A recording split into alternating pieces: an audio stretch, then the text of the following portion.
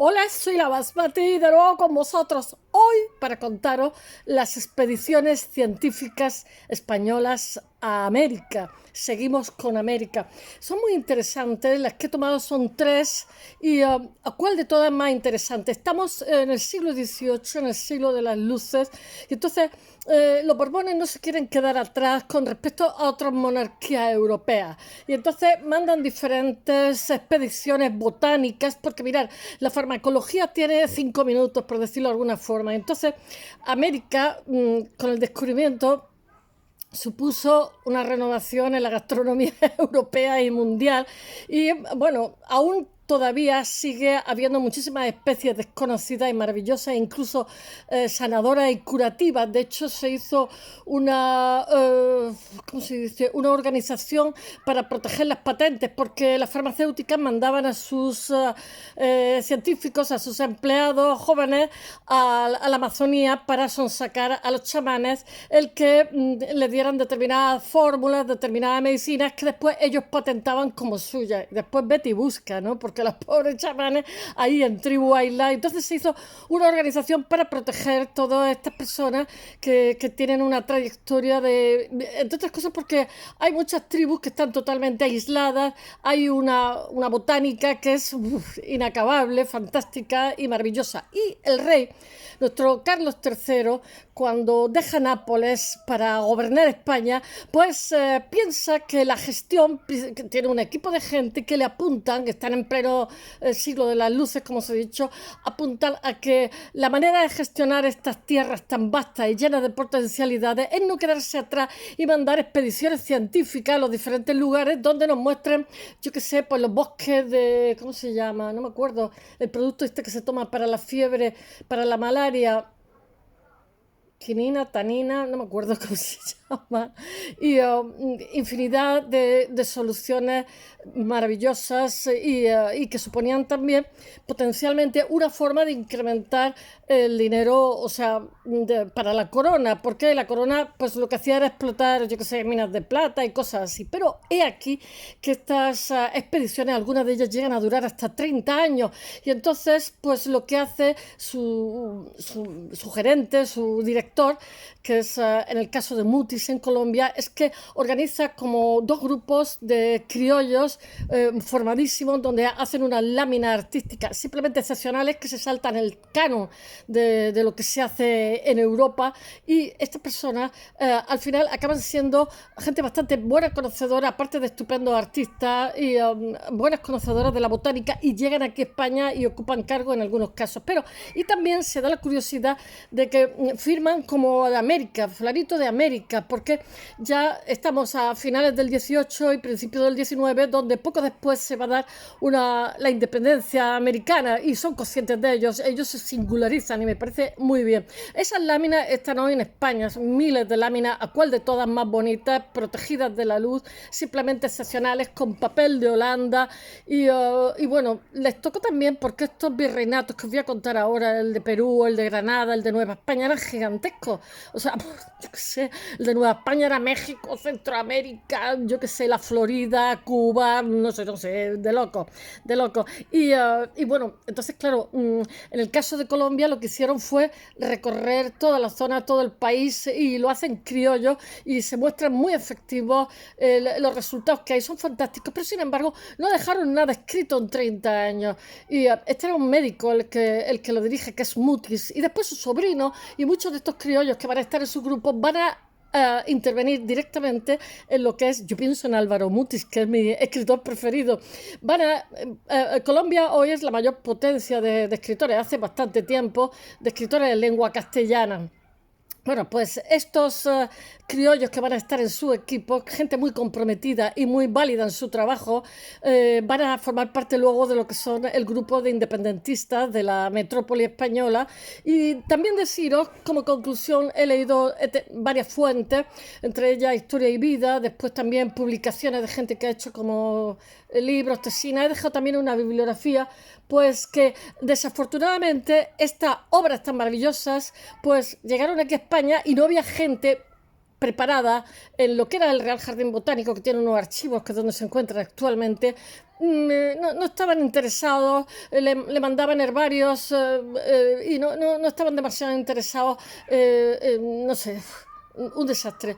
La infraestructura que había aquí o no estaban demasiado interesados, o no estaban preparados, o no estaban preparados ni interesados. El hecho real es que todas las publicaciones que se hicieron, que sí se hicieron, porque hubo de las 3 viajes, 2 de ellos hubo bastante escritos, pues allí durmieron el sueño de los justos en los archivos, y quienes se han interesado luego por su publicación han sido países extranjeros, no los españoles. Y ahora parece que está habiendo una cierta revisión, por yo que sé, quizás porque la botánica ha vuelto a ponerse de moda, no lo sé, o nunca dejó de estar, pero ahora hay un revival, que llaman un revival.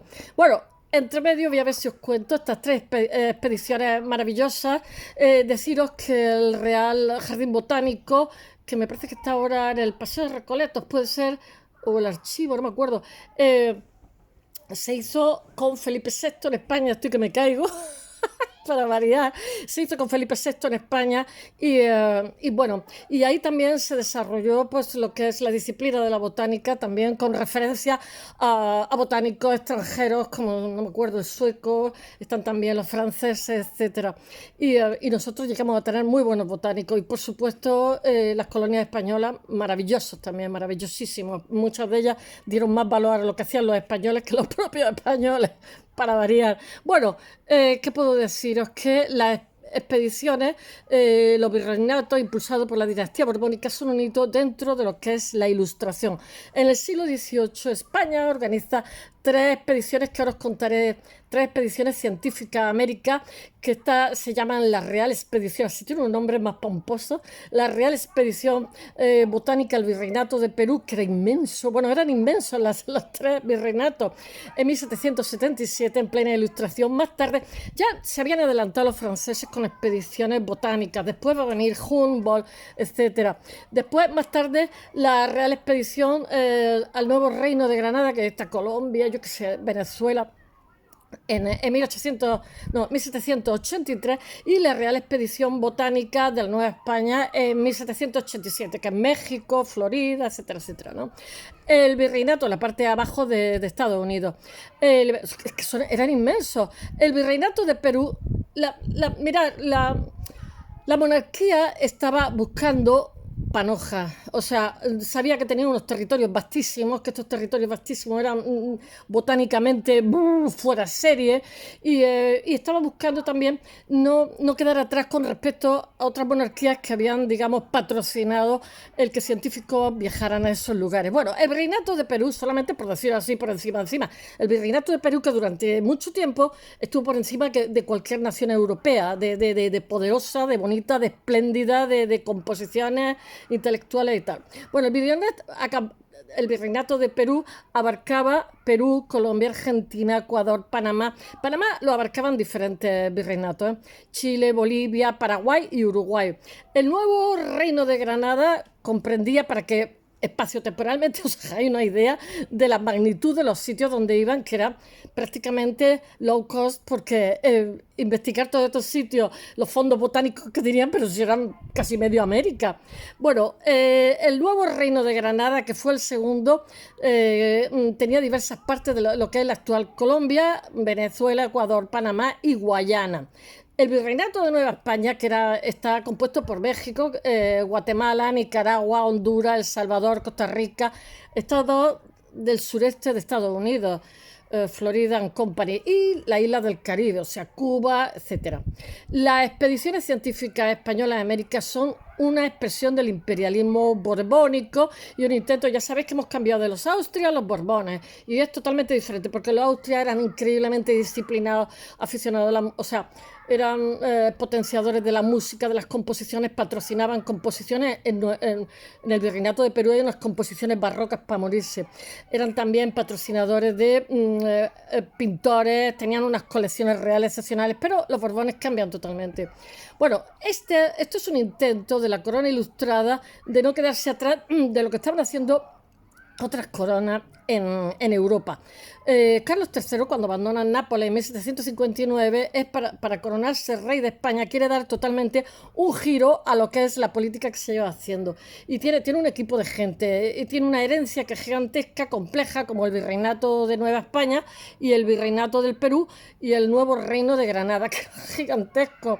En sintonía con los tiempos, lo que hace es que me suda, se me mete en los ojos el sudor, y me hacen conjuntivitis. En sintonía con los tiempos de la Ilustración, Carlos III lo que ordena es una serie de expediciones para entender qué riquezas potenciales albergan esas vastas extensiones. Pues ya veríais después con el caucho y todo esto, madre mía, aquello era el imperio, cómo se puede gestionar de forma más inteligente, el imperio, cómo potenciar otros recursos, que sería hoy. Ay, no sé ya cómo colocarme, de verdad. Ay, cambio de postura. Bueno, como os he dicho, destacan, estoy aquí sentada de mala manera, destacan tres expediciones, que son la Real Expedición Botánica al Virreinato de Perú, como os he dicho, en 1777, la Real Expedición, que yo creo que fue la que más publicó, porque claro, si esta gente averigua muchas cosas, pues, y no publican, pues nada. Después la Expedición Botánica al Reino de Granada en 1783, que yo creo que fue la que menos publicó, pero esa ha dejado miles de láminas, a cual más bonita, más artística, más excepcional, hechas en Colombia por criollos, que, bueno, fantástico, de verdad. Y la Real Expedición Botánica a Nueva España en 1787, que aunque les coincidió la Guerra de Independencia, dejaron varios volúmenes que allí durmieron en los archivos, toda esa información, en fin, el sueño de los justos. La expedición marítima alrededor del mundo, Alejandro Malaspina, que parte en 1789, es el año de la Revolución Francesa. Esto tiene también un carácter científico. Recorre parte de América, pero tiene unos objetivos tanto científicos como políticos, porque la ciencia en este siglo se erige lo mismo que la razón, como es ego, pienso, luego existo, ¿cómo es? No. Bueno, cogito ergo sum, ¿no? La ciencia en el siglo XVIII se erige como instrumento de la razón y el progreso y se pone al servicio de la corona. Y la botánica es una disciplina importante. Como os he dicho, la farmacología que conocemos hoy prácticamente es del siglo XX, conocemos muy poco. Hay también ahora un revival de la botánica porque se vuelven a remedios naturales menos fuertes y menos salvajes con el hígado y menos de reacciones químicas, etc. Bueno, la botánica es una ciencia y menos de daños colaterales. Es una ciencia que es como amable, una disciplina amable, una disciplina que con un poco de formación cualquiera se puede dedicar. La mayoría de los botánicos eran médicos, que me lo explique alguien. Bueno, supongo que porque lo que tenían, las soluciones que tenían que darle a sus enfermos pasaban por la hierba. La cartografía era un tema como más militar, más unido a la política. Al volver de su vuelta al mundo, Alejandro Malaspina es encarcelado porque se trata, estos son patrocinios de la corona para, digamos, buscar, bueno, era una inversión en investigación, pero tenía otras connotaciones. Y entonces a Malaspina es encarcelado porque se trata de una expedición cartográfica militar, pero para conocer también si han llegado las ideas de la Revolución Francesa a las colonias. Y por lo visto no le gustó nada el informe que dio. Bueno, el informe que hace no le gustó en absoluto. Tras su detención se le confiscan todos los materiales. Pues, a lo mejor fue demasiado sincero y le dijo que sí, que la Revolución Francesa había trascendido bastante a lo que eran las colonias de las Españas. Bueno, y todas sus cosas, todos sus bienes anda que como para desafiar a la corona.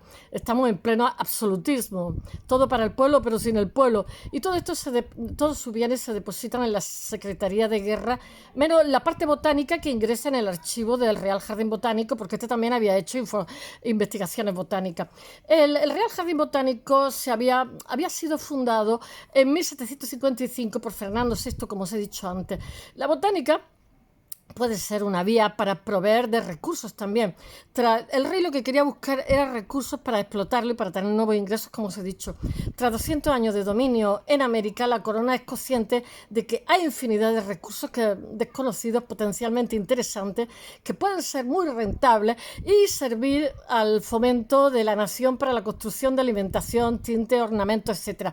Pero, por ejemplo, en Mutis, que es la segunda expedición, la de Nueva Granada, pues al final lo que busca son recursos, pero para Colombia, para que se desarrollen allí, no para la corona española, aunque quien está pagando es la corona española, que se queda con todas las láminas que hacen maravillosas todos los dos grupos de pintores criollos, porque cuando hacen las láminas se las hacen artistas, no se las hacen naturistas ni se las hacen botánicos.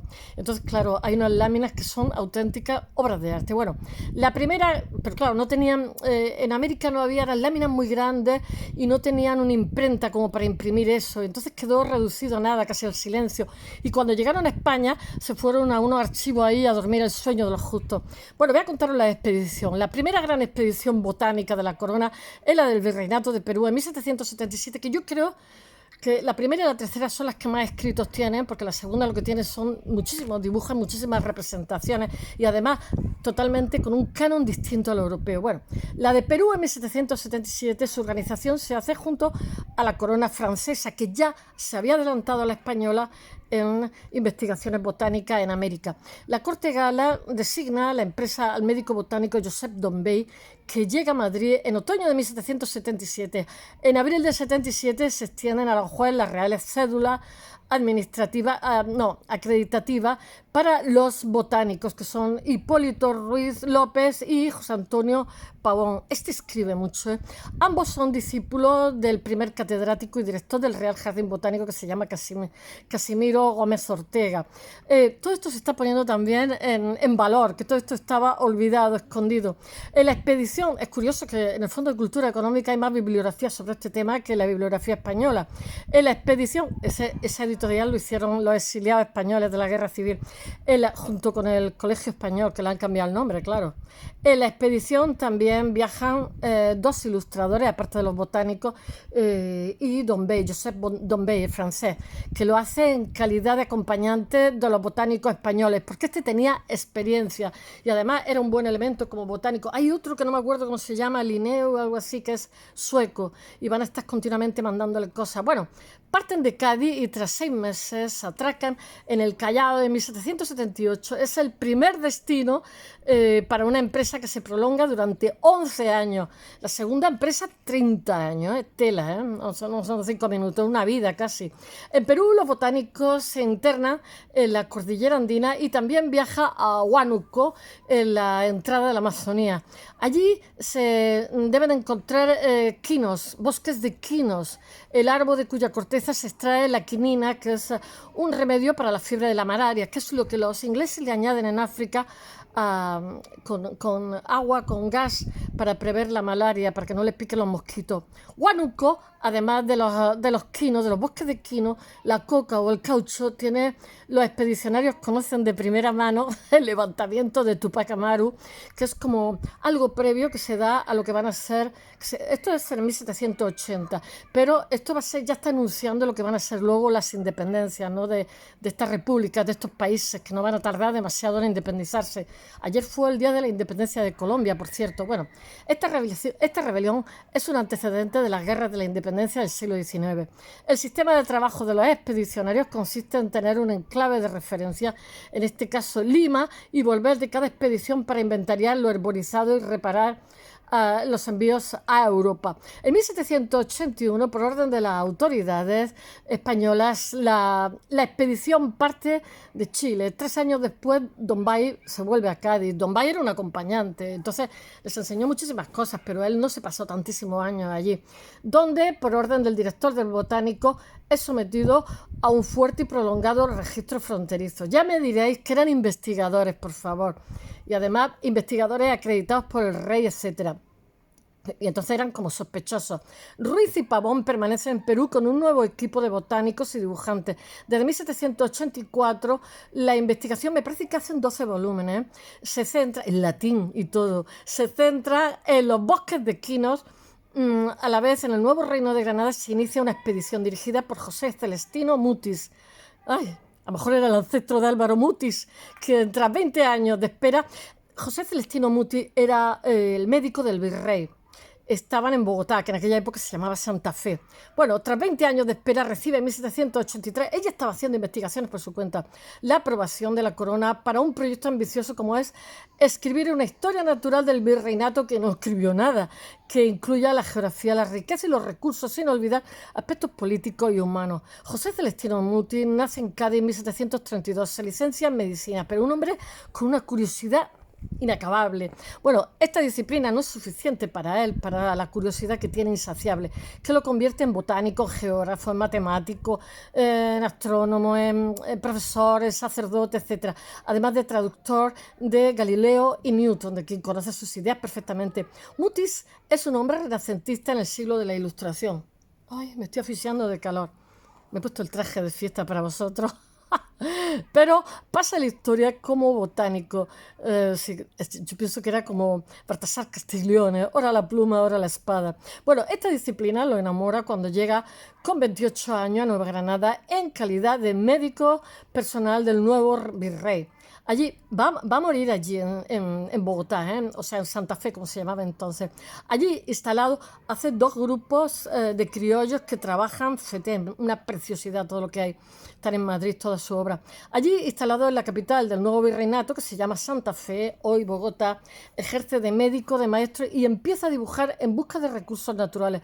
Entre sus actividades está la explotación de 2 minas de plata, pero desde sus inicios Mutis lo que se empecina, de su sobrino va a estar en la, ¿cómo se llama? La independencia, va a ser uno de los independentistas colombianos y muchos de los criollos que trabajan para él. Se empecinan en conseguir que la corona financie una expedición botánica. Lo piden en dos ocasiones, en 1763 y 1764, pero la corona da silencio como respuesta. Lejos de achicarse, yo creo que la gente que tiene buena resistencia a la frustración son los que se llevan el gato al agua, porque la gente se frustra cuando pide una cosa. Yo me acuerdo que los catalanes decían que para las Olimpiadas le habían dicho 5 no, 7 no, porque Madrid se frustró mucho cuando le dijeron no y decía, pues si nosotros antes de decirnos sí nos dijeron muchos no. Yo creo que eso nos falta a los latinos, esa falta de resistencia a la frustración. Bueno, lejos de amilanarse, comienza a trabajar por su cuenta, por lo que cuando recibe el apoyo real en 1783 a la Real Expedición Botánica, lleva años haciendo expediciones botánicas e investigando. La empresa se prolonga 30 años. Bueno, él va a morir, me parece que en 1903 o 1907, algo así, y muere en Bogotá, en Santa Fe. Mutis forma ya se hace totalmente allí, un equipo local de criollos que recorren el territorio inmenso de Nueva Granada, que también Venezuela, bueno, aquello era gigante, y en pos de nuevas especies de flora y fauna. Pese a que es la expedición más costosa y la más larga, la efigie de Mutis salía en los billetes de 2.000 pesetas en España, es la que menos publicaciones genera, pero si se tiene en cuenta el tiempo y los recursos destinados, la expedición científica más importante es la de Ruiz Pavón, con la publicación entre 1798 y 1802 de la Flora Peruviana Exilianensis. 12 volúmenes, pero tiene 2 obras más, y de esos 12 volúmenes se publican poco. Allí están, o sea, cuando llegan a España, o sea, trabajos de investigación punteras se mueren de asco, como os he dicho. De Mutis publicado no hay nada, prácticamente nada. El reconocimiento de su figura, por lo que pasa, se debe a Carlos Linneo, que es considerado el padre de la botánica moderna, que es un sueco. Mutis se escribe con Linneo, que es un científico sueco, y le llama a Mutis el príncipe de la botánica americana. Mutis le manda planta al sueco. Y este está agradecidísimo. En total hay apenas como media docena de plantas descubiertas por Mutis. No se sabe por qué no publica, cuál es la explicación, la razón. Se sabe que quiso hacer una clasificación de flora monumental, dibujos con dibujos de grandísimo tamaño, y hay miles de dibujos, y además grandísimos, y con un material y unos artistas que para qué. Es probable que en América no hubiera una imprenta tan grande para publicar esos dibujos que son gigantescos. El proyecto, de verdad, que a ver si lo puedo poner en el blog, el proyecto puede que se sobredimensionase. Cuando fallece en 1808 en Santa Fe, él lega miles de dibujos a los botánicos, pero ni un solo escrito. De todas formas, ha sido muy valioso lo que ha legado. Está en Madrid, ¿eh? Tampoco la tercera expedición botánica, dirigida por el médico Martín Cessé y el naturista José Mariano Mociño, que recorre Nueva España entre 1787 y 1903, tiene reconocimiento científico. No publican porque no les da tiempo y vuelven de la expedición y comienzan a trabajar en la flora de México, que es un compendio de todas las plantas que crecen en México. Su proyecto monumental es muy a largo plazo, coincide con la Guerra de la Independencia de 1808, que eso juega en contra, pero publican cosas muy interesantes que también van a dormir el sueño de los justos en el archivo del Botánico de Madrid. Se muere entonces y cuando termina la Guerra de Independencia, Mociño, el único expedicionario que queda, se exilia en Francia, con lo cual se acaban las publicaciones. De todos esos reveses y avatares sobreviven muy valiosos los archivos que se atesoran en el Real Jardín Botánico. Todo un archivo. O sea, bellas bellezas muertas. Destaca lo de la expedición de Mutis, más de 7.000, 2.000 a tamaño folio y la otra gigantesca en A3. Considerado la mejor colección de arte botánico del mundo, procedente de América. Aunque Mutis no dibuja, es el impulsor de 2 talleres de dibujo en Colombia, con los criollos que os he dicho, en el municipio de Mariquita y Santa Fe. En Almería a la María le decimos Mariquita, a las personas que se llaman María. Bueno, su voluntad es diferente al canon establecido en Europa. Si en Europa el estilo es una planta en movimiento, ellos tienen el estilo propio, es como más barroco, hay horror vacui. Es una sublimación, no se pinta un ejemplar, se pintan como muchos y con las flores. Es como si fuera un pliego de herbario. La planta con las flores es la protagonista y hay horror vacui, que os he dicho, muchas láminas se firman como pintor americano y hay un afán de pertenecer a un continente. O sea, la independencia ahí ya se está respirando, de distinguirse de lo que es España, la metrópoli. Me parece estupendo ese amor propio, ese orgullo. Mutis influye en la independencia de Colombia, ya que algunos de sus próceres fueron colaboradores suyos, como Jorge Tadeo Lozano, considerado el primer presidente electo de Colombia y miembro de la expedición con Mutis. Su sobrino Sinforoso Mutis, de verdad que Álvaro Mutis tiene que ser pariente.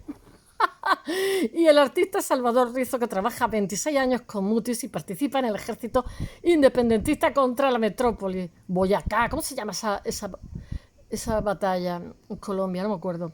A diferencia de otros expedicionarios, la intención de Mutis es potenciar los recursos naturales no para el beneficio de la corte, sino para el desarrollo del territorio americano.